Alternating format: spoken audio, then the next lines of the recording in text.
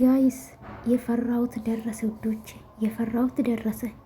ኤርሜላ እኮ ጋይስ ሰማችሁ አልሰማችሁ እንዴ? ልንገራችሁ ካልሰማችሁ ማለት ነው።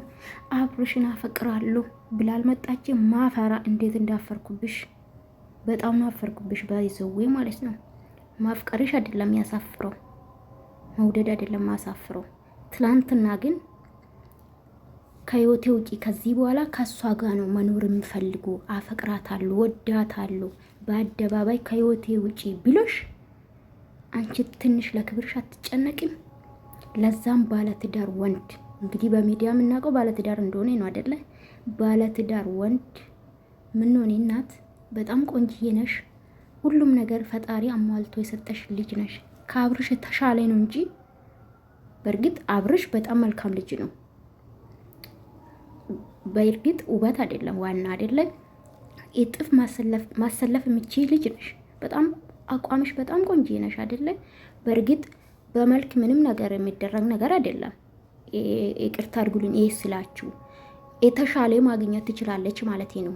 ከአብርሽ ማለት ብዙ የሚወደድ ነገር ሊኖር ይችላል፣ ግን ባለ ትዳሩን ለማስተካከል ደፋ ቀና ያለ ወንድ፣ ለዛም ደግሞ በአደባባይ ከህይወቴ ውጪ እኔ ከሩታይ ጋር ነው መኖር የምፈልገው፣ ማፈቅራት እሷን ነው መወዳት እሷ ነው ብሎሽ። በእርግጥ አብርሽ እኔ ትላንትና አገላለጽ በጣም ተናግራለሁ። ትላንትና በቃ ማለት ሌላ ነገር ያለበት ነው የሚመስለኝ ሳስበው። ጋይስ ምን መጣላኝ በሰላችሁ ጋይሶቼ? ደህና ናችሁ ግን? እንዴት ናችሁ? ይህ ቪዲዮ ከወደዳችሁ ላይክ አድርጉልኝ። እሺ እኔ ፍቅሮች ስለተመላለስኩባችሁ ቅርታ። ያው በትኩስ ወሬ ካልተሰራ አይታይም። ስቀጥል ደግሞ ሽሮም ትኩስ አይደል የሚበላው፣ ለዛ ነው እሺ ተመልሼ የመጣው። ምን ነው ነፂ ዛሬ እንዳትሉ ኪችኔን አስጥቼ ክላስ የመጣው እስከምትደርቅ ማለት ነው። በዚህ መሀል ደግሞ ቪዲዮ ልስራ ብዬ ነው። እሺ እኔ ፍቅሮች አዎ እንደዛ ነው። ላይክ አድርጉ ብቻ ነው። ወዳችኋለሁ ግን የምታበረታቱኝ መቤትን ወዳችኋለሁ። እና እነዚህ ደግሞ ቡችሎች ምን አሉ መሰላችሁ ጋይስ? በጣም አቤላ ደግሞ አሽቃበጠ እኮ። የሩታ ቡችላ ነበረ በፊት ማለት ነው ውዶች። አሁን ተገልብጦ የአብርሽ ቡችላ ሆነ ማለት ነው። አሽቃባጭ ናችሁ እናንተን ብሎ ጓደኛ በስመ አብ ወልድ። ወንድሜ እንዲጎዳ አልፈልግም።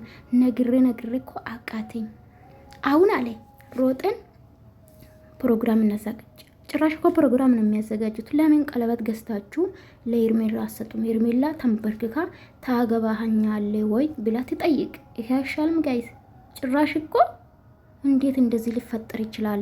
እሱ የራሱን ትዳር ለማስተካከል ደፋ ቀና ያለ ነው። በዚህ ሰዓት እንዴት እንደዚህ ትላልሽ ብሎ መቆጣት ሲገባቸው፣ አሁን ደስ ብሎኛል። ፕሮግራም አንድ ትንሽ ፕሮግራም እናዘጋጃለን። ሄደን ደውለን እንጠራዋለን። ተቀበለም አልተቀበለም ይታያችሁ። እነዚህ ጓደኛ ናቸው። ታዲያ ጉድጓድ ቆፍሮ እኮ ነው ልጁን የቀበሩት አሉ። በነገራችን ላይ ያልገባ አብርሽ ማለት ነው። ይህን የኤርሜላ ጥያቄ አለኝ። አንቺ በጣም ቆንጆ ነሽ ምናምን አይደለም? ምን ነው እኔ ቆንጆ ቡታጅራ ላይ አላብርሽ ወንድ የለም የተባለ ይመስል ምን ነው ባለትዳር ወንድ ላይ፣ ለዛም ደግሞ ትንሽ ማለት ህዝቡ እኮ በጣም የሰደበሽ ነው። አንቺ እንዳላያየሽ አንቺ እንዳጣለሽ ነው እውነታ እያወቀ ማለት ነው። በዚህ መሀል ግን መጥፋት ሲኖርብሽ እንዴት ነው በነጋታ ትላንትና ያንተን ደስታ ፈልጋለሁ፣ ደስተኛ ሆነ እንድትኖር ፈልጋለሁ፣ መስተካከል ከሆነ ለዛም በአደባባይ ከህይወቴ ውጪ እኔ ሩታን ነው ማፈቅራት፣ ሩታን ነው ወዳት ብሎ ፊት ለፊትሽ አንቺ ውርደታ ማለት ነው። ዛሬማ ይድብሻለሁ፣ ወድሻለሁ፣ ግን በዚህ አልስማማም። ባይዘው እድሜ ልክሽ ነው የምትሳደቢ። ይሄ ህዝብ ከአንዴ ከጠመደሽ ነው። እቺ ማል ገብተሽ አስቢ። ትላንትና ውጪ ከህይወቴ እኮ ነው አለሽ። ሊለምንሽ ባክሽ ውጪ ከህይወቴ፣ ከዚህ በኋላ እኔና አንቺ መገናኘት የለብንም ያለሽ ወንድ በነጋታ አፈቅርሃለሁ ብለሽ ስትመጪ ትንሽ አታፍርም?